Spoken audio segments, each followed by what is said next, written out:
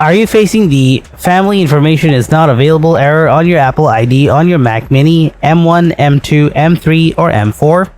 This usually happens when there's an issue with your Apple ID settings or family sharing configuration. In this video, I'll show you how to fix the family information is not available error on your Mac Mini. Let's get started. Before doing anything else, make sure you have a stable internet connection.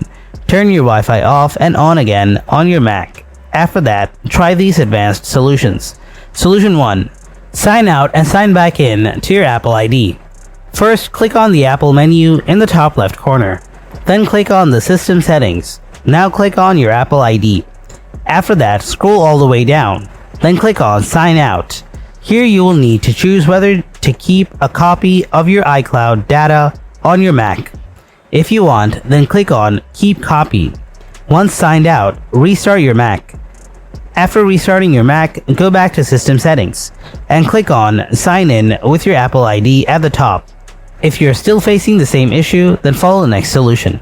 Solution 2. Check Software Update. Open up Settings, then tap General. Next, tap Software Update. If you see any software updates available, then install them. Solution 3. Reset all settings. Go to the System Settings again. Scroll down a little bit in the sidebar. Then click on General.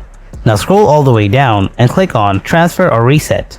Then click on Erase All Content and Settings. Here, enter your Mac's password.